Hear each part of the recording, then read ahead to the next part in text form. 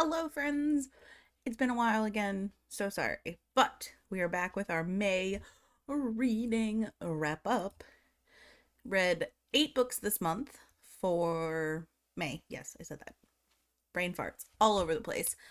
And I've got 8 of those are actually different arcs. So it was a really exciting month for arcs.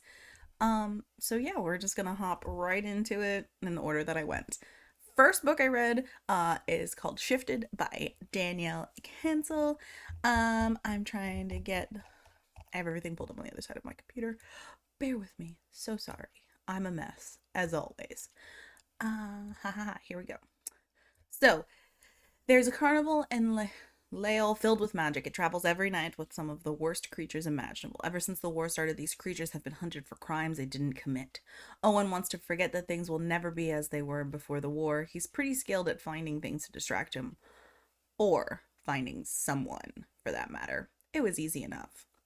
Then Asher and Shara, had to show up and mess everything up. Just when he thought he was close to getting Asher from his mind and going back to being the careless Casanova they all took him for. Shara slams into his life running from something. He had chosen an easy, vapid life. He wasn't supposed to want, especially not both of them. If life taught him anything, you can't always have what you want, and life has always forced him to choose. Excuse me, we're so good at reading. With darkness wrapping the carnival and the hunters around every corner, his choices might very well cost him his life or theirs. So I'm gonna immediately, where was my review? We found it. We're gonna just keep reading. So my first thing that I immediately thought reading the book, and it only like goes to like just the beginning of the carnival and how it works, it reminds me of the night circus. That it just kind of comes and goes, and that's it. And there's no path or plan, and yeah, but that's absolutely where it stops, reminding me of the night circus. So my one kind of like in the beginning is there was a lot of spice in this book. And I don't get me wrong, I don't care. Spice does not bother me, but sometimes like it needs to at least kind of be well placed, if that makes sense. And for the most part, it just felt like it was there to be there, not that it served a purpose in this story, especially the way that it's talking about Owen and, saying that he doesn't want to have these connections. I don't know. Maybe it's just a me thing, but yeah, that was, and I wanted more at the end of the book, like the last big event that happens. I wish it had been flushed out a little bit more, unless she's going to write another book in which it would make sense. Um, but if this is the only book for it, it is kind of like a what? What? How could this happen? And then we're not going to elaborate. So, but I do think it was good. I definitely think it gets better as the book goes on. The beginning part and the carnival was a little for me personally. Again, shifted. My next one I read, I was really excited. It is called Songbird of the Sorrows. Here we go. Woo. Ask no questions, obey your orders, respect your masters, but most of all, love no one. Born without breath, Ayala's, I'm gonna mispronounce her name. Life began a very solemn promise etched into fate. Out from the palace of her sorrows and gifted to the Avery at a young age, she was shaped to fit the mold, they made for her. Spy, thief, princess, songbird. After she completes her training and passes the naming ceremony, she is assigned to the prestigious Alpha Flight, led by none other than her former flame. Everything about Raven calls for her. He is brave, loyal, and lethal, but love is forbidden within the Avery. When Alpha Flight is tasked with infiltrating the Eastern Kingdom's royal trials to seek a weapon hidden deep within its court, she struggles with the expectations placed on her. As an old spark reignites, and the harsh realities of the realm reveal themselves, she must decide whether she follow orders or defy them. So the thing I liked about this one, first off, is it is going to be a series or a trilogy. I think it's pushing more towards series. Um and this was almost a 5-star book for me. This is a 4 out of 5 just because there's one specific scene that it a little rushed and I wish it just had a little bit more meat to that sandwich. But other than that, I thought it was an amazing story. Um Vivid. That's the only way I could describe it. The way Braidee, the author, describes the world and just oh my god, it was beautiful. Like I could picture everything, and I loved all the characters. I thought all of the characters were interesting, and I just want more. So I'm very excited to get more of this universe. I do believe the book is out now. I also forgot to check that for the last one because I'm so good at being a person. No, so Songbird of the Sorrows does come out on June 18th, 2024. We're gonna go back and I'm gonna find out about the other one. So that one will be posted underneath it because I can't remember if it's out yet. Um, and then oh my gosh, this was absolutely my favorite book of the month. It quite frankly, I think it might be my favorite book of the year. It is called The Witchstone by Henry H. Neff. Oh my gosh. An unforgettable, high stakes, laugh out loud funny novel. The Witchstone blends the merciless humors of The Good Place with the spellbinding fantasy of Neil Gaiman's American Gods. Meet Laszlo, 800-year-old demon and hell's least productive curse keeper. From his office beneath Midtown, he oversees the Drakeford curse, which involves a pathetic family upstate and a mysterious black stone. It's a sexy enough assignment. Colonial origins, mutating victims, etc. But Laszlo has no interest in maximizing the curse's potential. He'd rather sunbathe in I'm again terrible at pronouncing things. Quaff martinis and hustle the hustlers on Manhattan's subway. Unfortunately, his division has new management, and Laszlo's ratings are so abysmal that he's been given 6 days to shape up or he'll be melted down and return to the primordial ooze. Meet Maggie Drakeford, 19-year-old curse bearer, and all she's ever known is the dreary corner of the Catskills where the Drakeford curse has devoured her father's humanity and is rapidly laying claim to her own. The future looks hopeless until Laszlo appears at the Drakeford farmhouse one October night and informs them they have 6 days, and 6 days only, to break the spell before it becomes permanent. Can Maggie trust the glib and handsome Laszlo? Of course not, but she also can't pass up an opportunity to save her life, even if it means having a demon as a guide.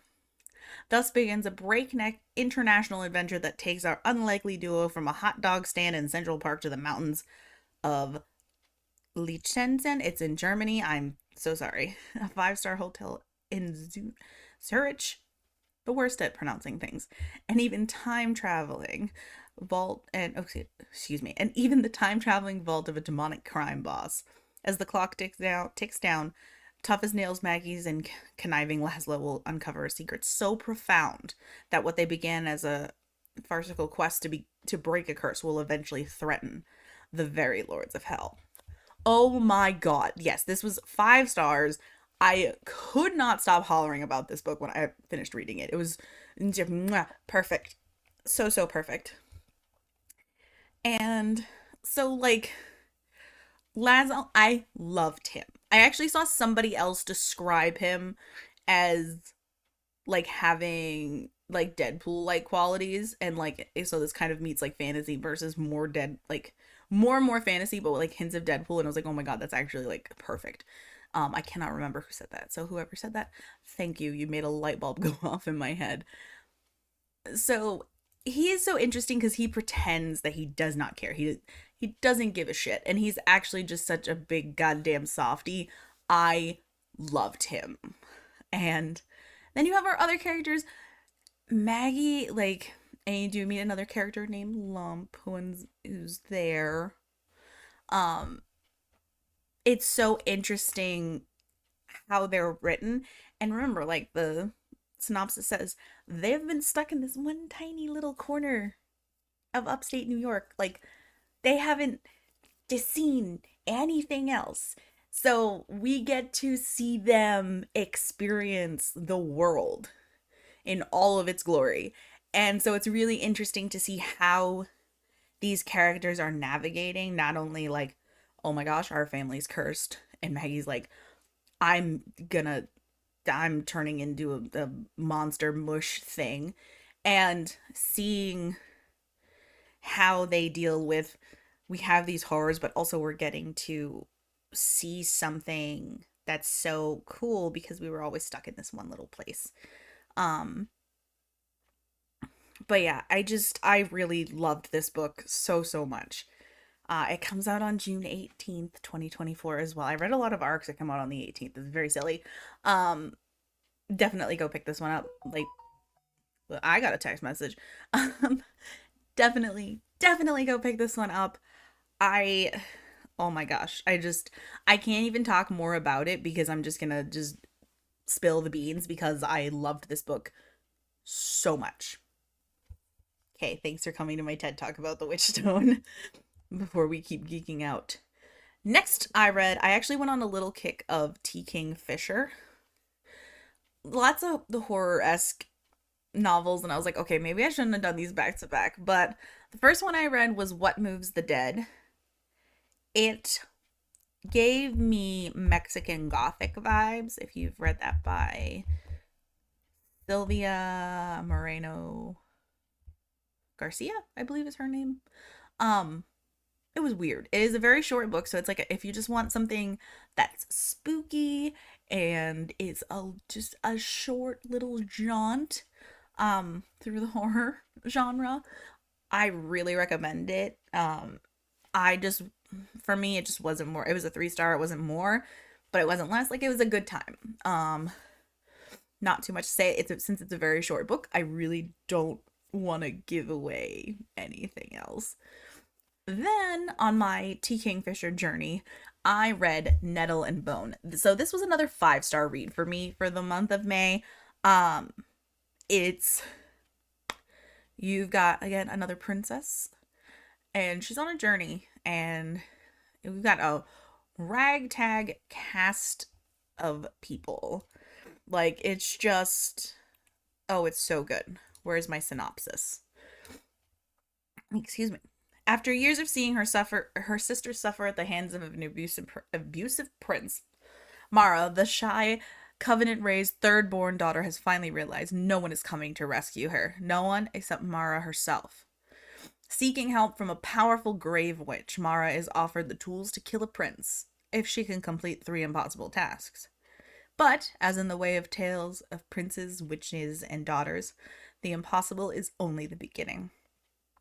On her quest, Mara is joined by the Grave Witch, a reluctant fairy godmother, a strapping former knight, and a chicken possessed by a demon. Together, the 5 of them intend to be the hand that closes around the throat of the prince and frees Mara's family and their kingdom from its tyrannous, I give up, ruler at last. Excuse me. So, yeah, it's just a weird, fun take on a fairy tale. And yes, there really is a chicken possessed by a demon, and it cracks me up every time I think about it.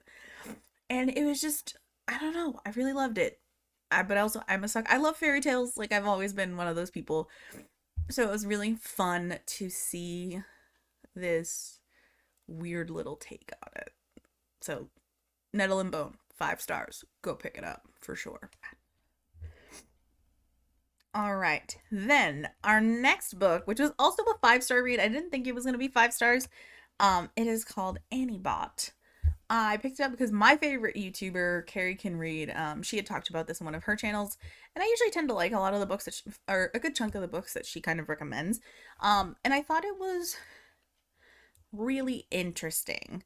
So Annibot was created to be the perfect girlfriend for her human owner, Doug. Doug, excuse me, designed to satisfy his emotional and physical needs. She has dinner ready for him every night, wears the cute outfits he orders for her, and adjusts her livio to suit his moods. True, she's not the greatest at keeping Doug's plate spotless, but she's trying to please him, and she's trying hard. She's learning too. Doug says he loves that Annie's artificial intelligence makes her seem more like a real woman, but the more human Annie becomes, the less perfectly she behaves. As Annie's relationship with Doug grows more intricate and difficult, she starts to wonder whether Doug truly desires what he says he does. In such an impossible paradox, what does Annie owe herself? So it's just, my gosh, I I don't know. I just thought it was so goddamn interesting. And yes, you're seeing this and you're seeing her learn, and she questions it. She questions her position in this relationship. She then questions, like, is there something wrong with me because I'm learning? I don't know. It's really hard to describe. Um I don't know if this is a book that everyone would enjoy reading. I really enjoyed it though. And it's 230 pages, so it's not a super long book. But it made me think, and I can really appreciate that. Yeah, it's just a difficult one to really like get into. I think the synopsis does like the best job of kind of explaining what's going on, and it is weird because she's like a Stella, and so she was just like this carbon copy program, and yeah, I don't know. It's a weird one. I'm so good at describing things. All right, so that was Annie Bot. The next one I read was A Fate Inked in Blood.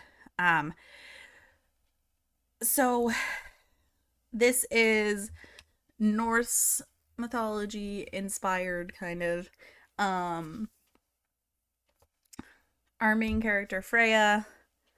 It's just, I don't know. It was really predictable. I gave it a 3 because it wasn't the worst, but it was so incredibly predictable, and she's with this guy who helps feed her village and stuff, but he's a total piece of shit. Her mom isn't that great. Um, her mom and brother, like, they just use her to better their lives. And so didn't really care for any of them. The other main male character, I didn't necessarily care for him all that much either. Um I think the book definitely got better in the last like third of it, but it was still some things that were just so predictable, and I was just kind of like, I don't know. I do believe, I think it's supposed to be at least at minimum a duology, but I think it's supposed to be a series because Danielle Jensen, from what I can see of her like past books she's put out, she always does quite a few. So we'll see. I do think I will continue it. It's just, I don't know. I wish it had been more. And this is one that I don't know how to describe it without totally ruining everything that happens. Um, but yeah, I don't know. I'd say give it a try. Go to your local library, see if they have a copy. Because I was like, I don't think this is a book I would personally purchase. The huge. All right, and then our last book of the month, another arc. It is called Dreamwalker by Brittany Gossin. I'm gonna pull the synopsis. In the aftermath of a harrowing nightmare, 17-year-old Ella Windsor must face a chilling reality as the wounds from her dreams appear on her body. To add to her terror, she witnesses the intrusion of a nightmarish creature come to life, lurking on her high school campus. Faced with no choice but to escape the nightmares and search for why she's the only one who can see them, Ella ventures into the mysterious astral realm alongside Ethan Wessex, a stunningly gorgeous lieutenant of the Queen's Astral Guard with his own air of mystery. Ella discovers the realm on the brink of war. As of a meth, the King of Nightmares, harboring secrets of his own, seeks dominion not over just the astral realm, but every waking world. with the assistance of other dreamwalkers, including the devastatingly handsome Cole, which cracks me up because my boyfriend's name is Cole, a Fey prince, and Rhea, a feisty elven female, and each armed with latent magic. Ella may prove to be the missing piece in destroying Azathoth and saving her precious mortal in astral realms. In this epic romantasy, Ella grapples with love, betrayal, and torn between the mysterious Ethan and the potential true love of Cole, all while embarking on a journey of self-discovery and found family. The nightmares have been awakened, but so has she. So, I thought the concept behind this was super interesting. Like, I read the synopsis and I was like, nightmares in the way. What the hell? Yeah, let's go, dog. I gave it a 3 stars though. It as another one. It was certain things about this were very predictable. Um, but the characters were really interesting. I thought there was a lot of room where this author can grow, and I think her storytelling is going to get better because you could, despite how predictable things were, you can see it. Like I could feel it in my bones that she's going to have something, like it's gonna be there. um so I would definitely suggest picking this book up when it comes out, which I believe is July 2nd. But just be warned that if, it is pretty predictable in certain aspects. But I think it was good. I think like some of the creatures that they run into, I think they were really interesting designs. So that's why I'm excited, and I feel like she can get there. She can, and just more. Just a little more. Just a little more. But yeah. So as my shenanigans, I'm very out of practice of doing videos. It's my reading wrap up for May. Apologies that it came halfway through June.